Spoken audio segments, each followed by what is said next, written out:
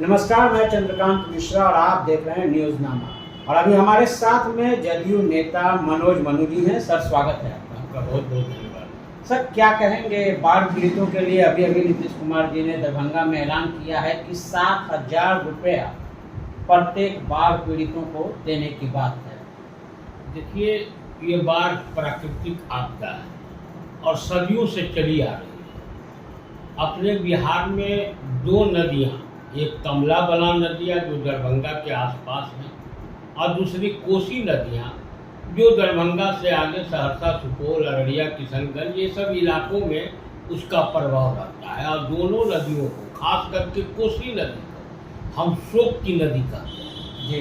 शुरू से आते जा रहा है, कोई नई बात नहीं थी। बार बार जब मुख्यमंत्री नीतीश कुमार जी जब आए सत्ता में तो बार बार उन्होंने प्रयास किया कि इसको अंतर्राष्ट्रीय स्तर पर इसके पहल करके दोनों देशों के बीच, भारत और नेपाल के बीच बातचीत हो, कोई सार्थक परिणाम निकले। क्योंकि अपना अगर भारत बिहार जो नेपाल की तराई से जो पानी गुजरता है, जो पानी आता है, अगर उस गेट को बंद कर दे तो नेपाल का विश्व के मानचित्र पर से हट जाएगा। क्योंकि नेपाल और भारत में बेटी रोटी का संबंध है और हमेशा से ही बिहार के लोग, भारत के लोग नेपाल के साथ रहते हैं। और ये 7,000 रुपया प्रत्येक लोगों को, क्योंकि देखिए लाखों लोग, उसको स्वीकार करने में कहीं से हिचक नहीं है। इस बार बाढ़ में लाखों लोग बेघर हो गए हैं। कई लोगों का सामान जो है बर्बाद हो गया है, घर टूट गया है, तरह तरह के उनके सामने मुश्किलात हैं।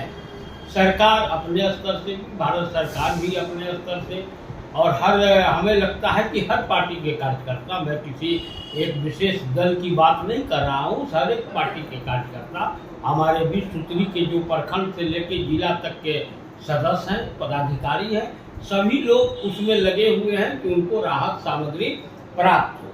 और उस बीच मुख्यमंत्री जी द्वारा ये कहना, ये घोषणा करना, ये मैं मानता हूँ कि बहुत बड़ी रकम नहीं है, लेकिन आज के परिस्थिति में अगर हर एक परिवार को भी इस दशहरे जैसे माँ नवरात्रि के मौके पर अगर 7,000 रुपया उनको मिल जा रहा है तो हमको लगता है कि माँ दुर्गा की ये कृपा है कि मुख्यमंत्री जी का ये प्रयास उन लोगों को, लोग दुर्गा पूजा इसमें नहीं मना रहे हैं, लेकिन माँ का जो पूजा होना चाहिए उसके लिए ये मुख्यमंत्री की पहल का स्वागत हमें लगता है कि सभी लोगों को करना चाहिए। बाढ़ पर कोई राजनीति नहीं होनी चाहिए और मुख्यमंत्री की इसके लिए हम धन्यवाद देते हैं। मदन साहनी जी ने भी कहा है कि 9 तारीख को आपके ऐसे जो भी परिवार हैं, 48,000 लगभग लोग हैं, उनके अकाउंट में ये पैसा चला जाएगा। एकदम आपने देखा होगा कि जब कोरोना का काल आया था तो भारत सरकार ने जो किया तो किया, और बिहार सरकार के तरफ से भी, माननीय मुख्यमंत्री जी की तरफ से भी, आपदा प्रबंधन के तरफ से भी, बिहार सरकार का जो आपदा प्रबंधन विभाग है, 1,000 रुपया तुरंत वहाँ दिया गया था। और मदन सहनी जी हमारे मंत्री हैं और खास करके दरभंगा से जुड़े हुए हैं, तो दरभंगा के इलाकों के उनको ज़्यादा नज़र है और लोगों की सभी जगह की नज़र है। तो जो भी बाढ़ प्रभावित क्षेत्र के लोग हैं और जो अधिकारी हैं वो लोग भी प्रयास कर रहे हैं कि कोई एक आदमी भी छूटे नहीं और सभी लोगों के बैंक अकाउंट में ये पैसा, क्योंकि पैसा तो कैश बांटना संभव है नहीं, जिन लोगों का परिवार का, और लगभग हर एक परिवार का हमें लगता है कि बैंक अकाउंट है। या तो कोई विधवा पेंशन उठा रहे हैं, कोई वृद्धावस्था पेंशन उठा रहे हैं, कोई गैस कनेक्शन उठा रहे हैं, कोई राशन कार्ड पर अन्न उठा रहे हैं।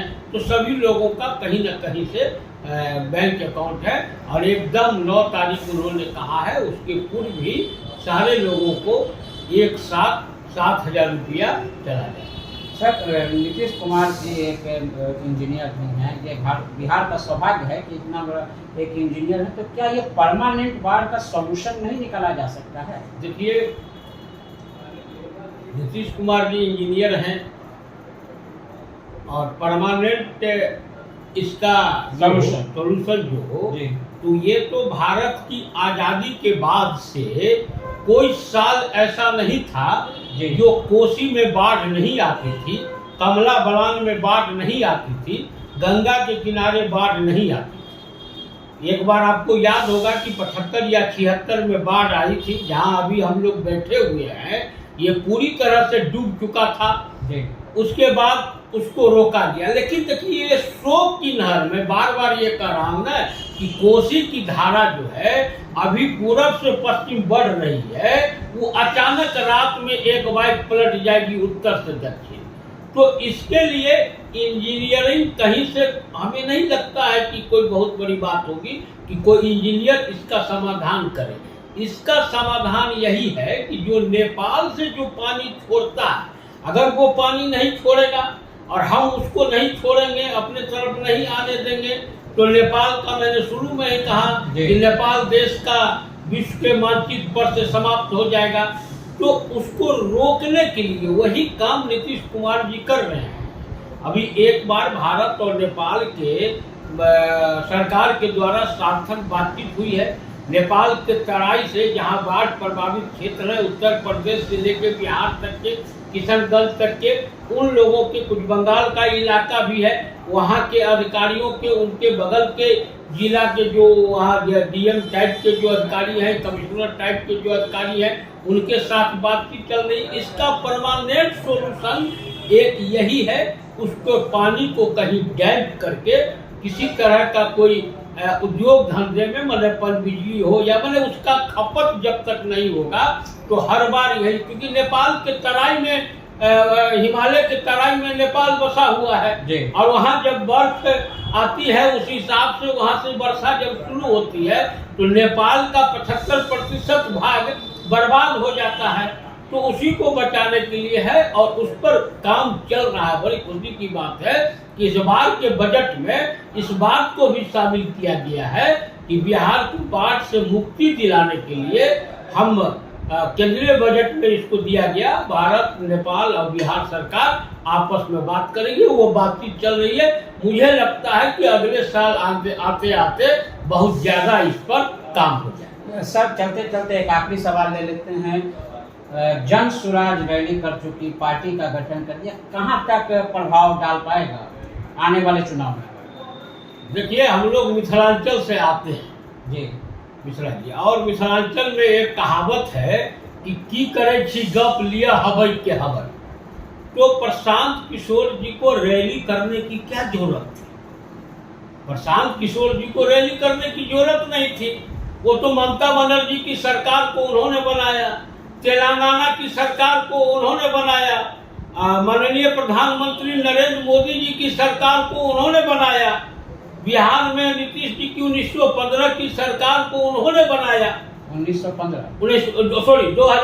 में 2015 के विधानसभा चुनाव में नीतीश जी की सरकार जो बनी थी राजद के साथ, तो उनका दावा है कि उन्होंने बनाया।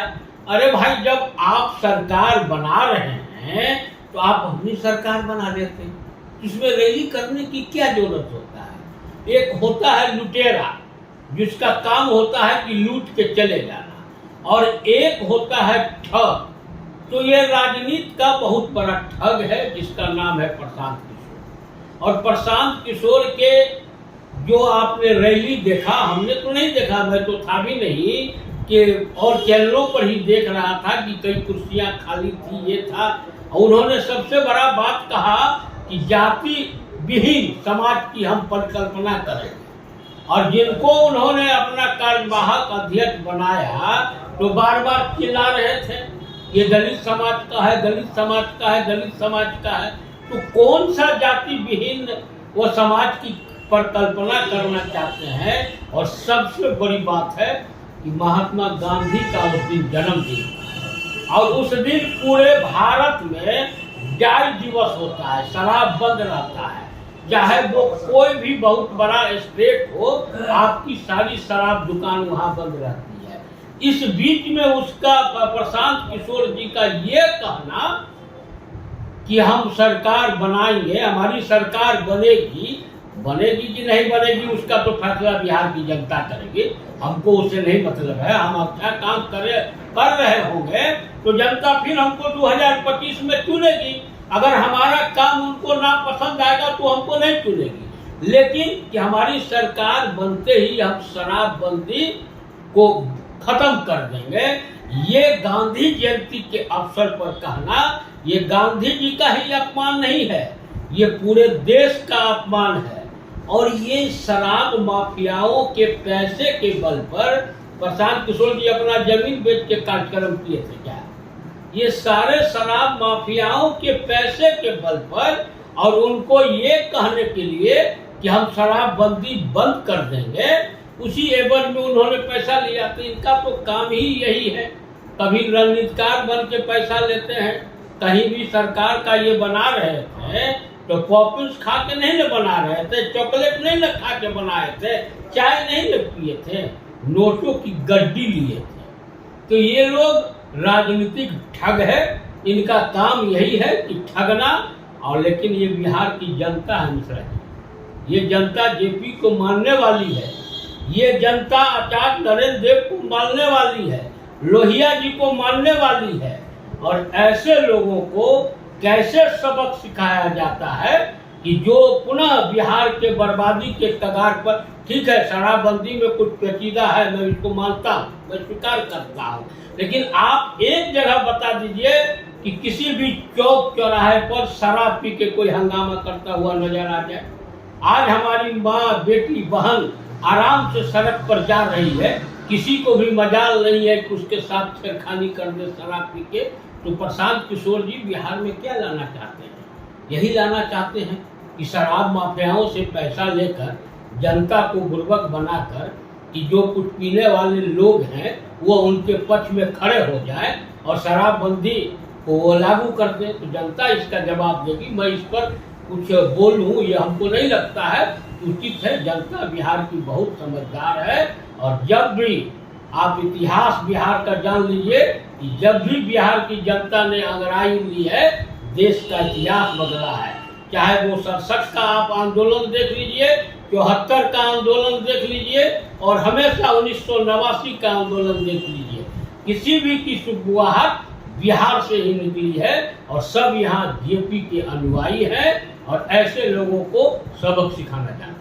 चलिए, आपने इतना समय दिया, बहुत बहुत धन्यवाद। आपका भी बहुत बहुत। तो आपने देखा कि जदयू के बड़े नेता मनोज मनु जी ने साफ तौर पे प्रशांत किशोर को कहा है कि वो राजनीतिक ठग हैं। पॉपिंस खा के उन्होंने कभी सरकार नहीं बनाई है, नोटों की गड्डी लेकर के सरकार बनाई है। इसी तरह की तमाम खबरों से जुड़े रहने के लिए आप न्यूज़नामा को सब्सक्राइब करें, लाइक करें, शेयर करें और अपने विचारों पर कमेंट जरूर दें, जिससे समझ में आए कि आगे हम क्या करें। धन्यवाद।